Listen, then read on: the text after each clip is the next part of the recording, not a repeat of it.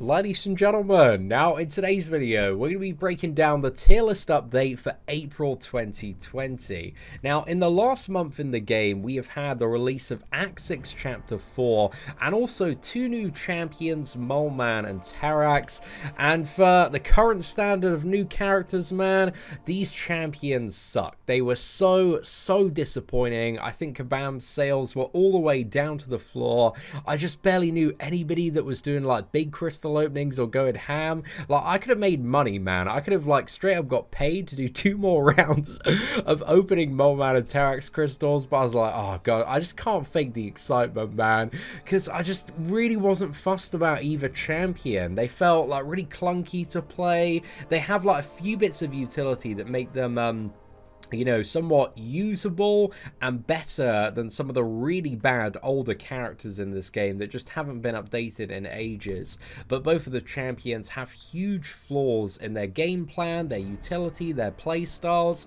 So yeah, I just thought the standard for characters that have amazing animations and like visually look really good as well was just not really there this month. I was just really disappointed because on paper both of them look quite promising, but when it came to the practicality, yeah, I was just really disappointed. But we'll talk about all the pros and cons and stuff after we go over the standard tier list disclaimer. So this tier list is based on my personal opinion. So if you want to have a different opinion, that's absolutely fine. That is allowed. And also my experience. And I have played this game you know, a fair bit over the years. Like, it's been, what is it, 4 and a bit years now, just grinded on several accounts. I've had like 2 free-to-play accounts. I watched so many videos, so I like to think that I've got a pretty good handle on this game. But also the tier list is a very rough guide as well, because there are so many different modes of gameplay, so many setups, synergies, mastery builds, matchups, and all of this stuff determines whether or not a champion is going to be like absolutely insane or just, you know, absolutely rubbish. So you've got to use a little bit of your noggin, a little bit of your personal experience to figure out, you know, where champions are really going to shine and excel. But yeah, use this for what it is, a very rough guide as to what I personally believe are some of the best characters overall. And if you get a new character, be sure to look up videos on YouTube and do your research into how to play that character, how it works, and also what that champion might be good for. Also, if you want a link to this tier list to check it out for yourself and have a look at the key and everything in a little bit more detail, a link to it, as always, will be in the description of this video, just as a little bit of a heads up there. But anyway, let's have a bit of a chat now about the 2 new additions, Mole Man and Terrax. So starting with Mole Man, we're going to cover some of the pros of this champion, and the first one, he's immune to shock, so Dr. Doom's shock cannot apply to Mole Man there. There are also a few shock nodes in this game now. It's still a little bit of a rarity. You only see them really in Act 6, occasionally in Uncollected as well, but if you need a shock immune champion, Mole Man, you know, he's got that covered. He also has a partial evade counter. However, this is only while he has 5 or less stacks of Frenzy, and if you want to get the damage on Mole Man, then you need to go way above that to 15. So at the start of the fight, he can counter evade for a little bit, but then it's not really that practical to keep it up unless you want to like sacrifice all of his damage and kind of play him like a bit of a noodle. So he's kind of an evade counter to certain scenarios, and if you've got him like really stacked up, maybe as your first 6-star, he might be able to get through various fights like that. Very annoying like Science Adaptoid boss in Variant 2. So he's got his very like niche and circumstantial uses there, but in comparison to, let's say, like Nick Fury, who just goes second phase, drops you know, 1 special 1 and then counters evade easily for the rest of the fight, no hassle, and then has like 10 times the damage output. It is a little bit lacking there. He also has low block proficiency as well. I think it's about 10% or 8% lower than the average champion. So the higher the content you go, the more you feel the chip damage on Mole Man. And also, ideally, you want to throw heavy attacks to build up your frenzy charges. So yeah, it just makes him like annoying to play, because you're taking chip damage that you have no way to regenerate from. However, his awakened ability does give you a bit more damage the less health you have, so losing health sometimes can be a good thing, but I imagine when it comes to like ridiculous attack in Act 6, this man is going to get absolutely mullered there. Also, he has decent damage during his Frenzy Burst phase with guaranteed crits as well, and again, for certain matchups like Doctor Doom, Iron Man, Infinity War, scenarios where there's very high crit resistance, guaranteed crits can be useful and valuable to have. However, it does take ideally like a special 3 to get to that Frenzy phase, so it's not really like that quick to get into the big damage there in comparison to a champion like Corvus Glaive, who starts with like 20 crits. They're all just massive, mate. So good. So I wanted him to be the skill Corvus, but he is very far from that. But also, while he's not in Frenzy, he can shrug off any debuff after 1 second below 5 stacks of monster mass, and above 5 stacks of monster mass, it's every half a second.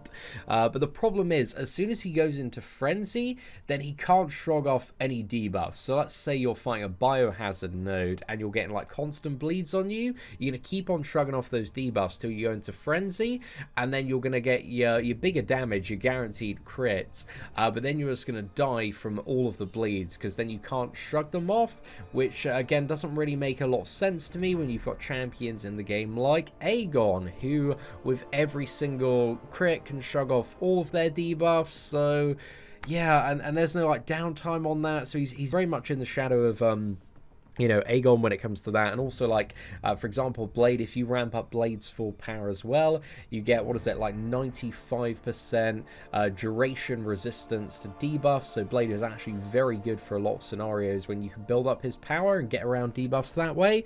But Mole Man, he just has that massive flaw of like, as soon as you get to Frenzy, you're just dead on those nodes, so he's not really like a great counter for that. But any like non-damaging debuffs that you need to get rid of, like he's okay for that. If you need to constantly shrug those off, you know, has his uses in those scenarios as well.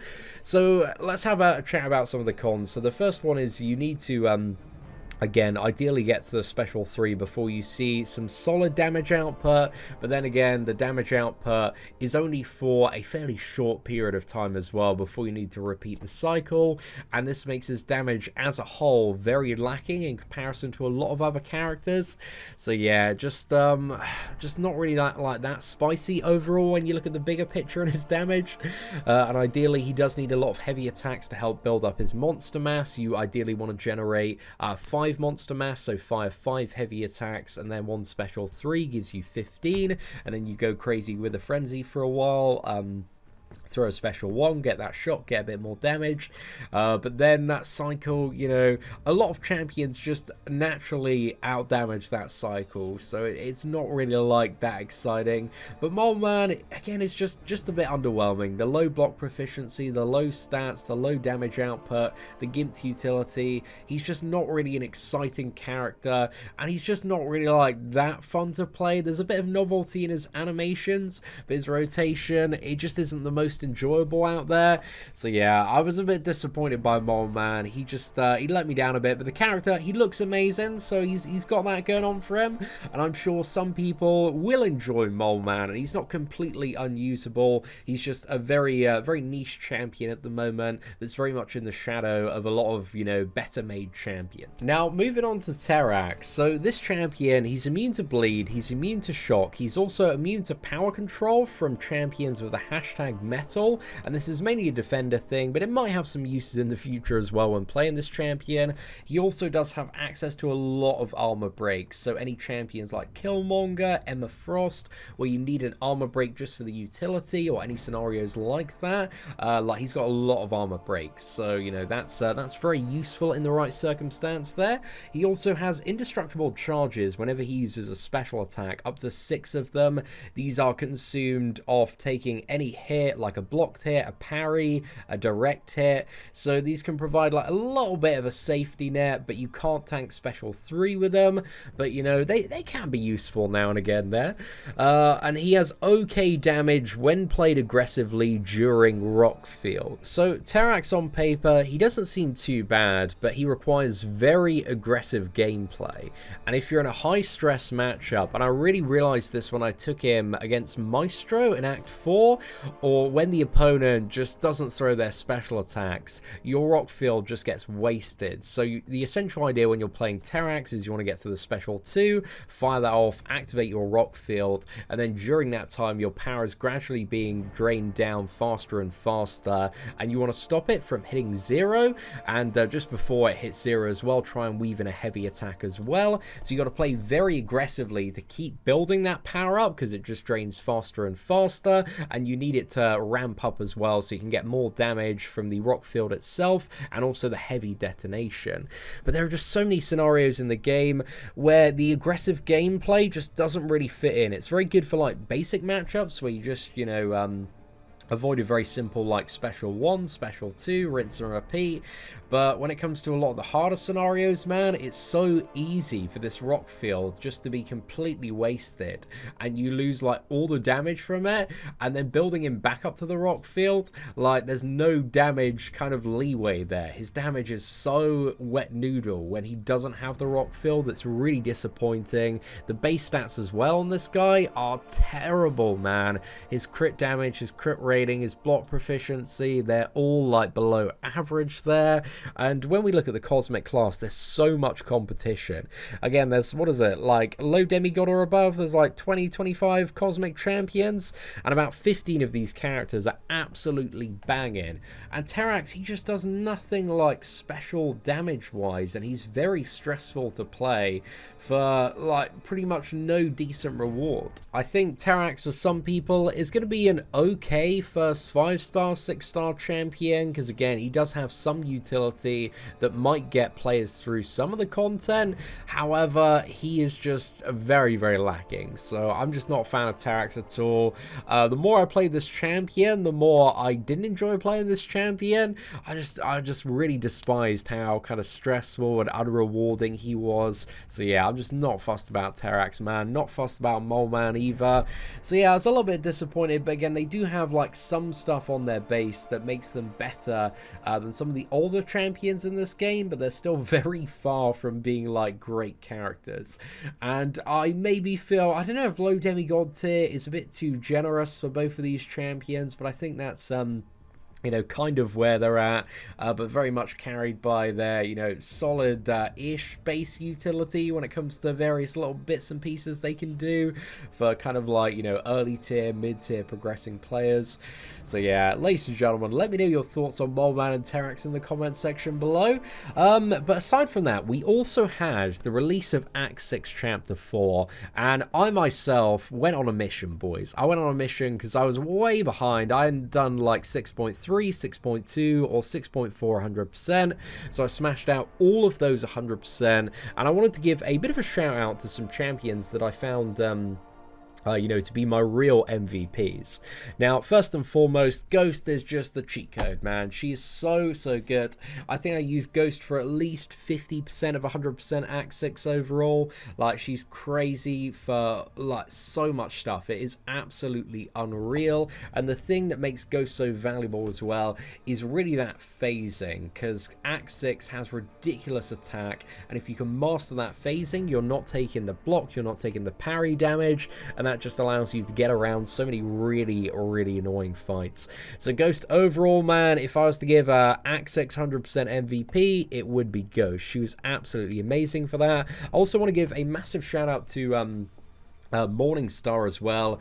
Morningstar is really insane for the champion boss in 6.2. I'd seen some like videos before, but it wasn't till, you know, going down the hard paths myself and playing with all the link nodes active that I realized just how crazy Morningstar is for that particular matchup. She has a lot of good uses like here and there throughout Act 6, but she just shines so much on that champion boss fight, and I know a lot of players struggle with that, but yeah, she's really really good for like getting Cavalier initially if you build her up right in the Crossbones chapter, and also really, really good for that champion boss as well. So mad love to Morningstar there. Also Void was really, really good for all sorts of scenarios that involved like big regeneration, a lot of the Iron Man Infinity War fights as well, and just fights where kind of that like passive degeneration was just MVP for getting around like a certain node or scenario. I had so much value out of my 5-star rank 5 Void in Act 600%. I just had to give him a shout out today, man. A really, really good champion. Also Captain America Infinity War was crazy good for all sorts of stuff. That block proficiency, absolutely insane there. But also we have a recent promotion, ladies and gentlemen, and this promotion kind of comes from like my experience, but also watching Brian Grant's like recent $100 new account challenge. This man got uncollected in 4 days for Sunspot. Sunspot is a cheat code, mate. He's so good. Sunspot has access to so much damage output, so many incinerate debuffs, but also the thing that makes him, like, I would say, like, crazy valuable is that ability when the opponent is incinerated and he parries to take 0 damage. And this, for me, when it came to a lot of the stuff in Act 6 100%, was really, really insane, because you're just taking like so much chip damage on the parries and blocks of other characters. But Sunspot, he's the old reliable man. As long as you hit that parry, you've got an incinerate, you're taking 0 damage there. But yeah, Sunspot, I think he has been worthy of that Beyond God tier promotion for a while, and I'm very happy to see him there. I recently got him 6-star rank 3. I've literally been running Sunspot in Alliance Quest, I think for the last what is it, 6-7 months as well. So yeah, Sunspot has just done so much work for myself, my roster, that I feel like he really does deserve that Beyond God tier promotion. And it was great to see like Brian Grant getting that 4-star Sunspot and just destroying everything in the game, man. It was really, really satisfying. So yeah, mad love to Sunspot there, but also a champion that I've decided to promote to God tier is Mojo. Mojo does require a bit of investment, but this champion has so much damage output when he's ramped up. He's really fun to play as well, and also you kind of have this alternate playstyle with Mojo that you could use in certain matchups, which I look forward to exploring even more in the future, because he gains so much power. The power gain on Mojo is honestly unlike any other champion in this game. It's just so unique, so crazy. Every time you complete one of the prompts, you'll gain like half a bar of power. You've got like these blank hated debuffs that are feeding like Mystic Dispersion as well. You just like spamming special 2s with this man. He also, his nullification aura is crazy for the 6.2 champion. I think Karate Mike and Legacy both uploaded videos of the 5-star rank 3 version of Mojo one-shotting the champion in 6.2. And it looked like a really, really easy time. I still have yet to take Mojo into that fight for myself, but just watching the gameplay, man, it's just way too good. It's way too good. So Mojo, he's been doing a lot of work for a few people out there, but again, he's a bit of a high investment champion. But in all honesty, there aren't really that many like 5-star Mystic champions that kind of need the Sig Stones. A lot of high tier Mystic characters, you get the champion and they're already really, really good. A lot of them don't even need the awakened ability, so he's not a bad one to invest in if you really do enjoy his playstyle. It's probably not for everyone, but maybe I'm a little bit biased, man, but I love Mojo. He's so much fun to play, so much damage output, and just overall a really great time for a lot of cosmic champions and champions that generate buffs that expire over a duration of time. So much damage, man. Really fun. So yeah, ladies and gentlemen, I think that just about wraps things up for the April 2020 tier list update. Hopefully you did enjoy today's video, and if you did, please do smash that like button. That'd be greatly appreciated. But aside from that, ladies and gentlemen, thank you very much for watching. Take care, and I hope that you have an absolutely fantastic day.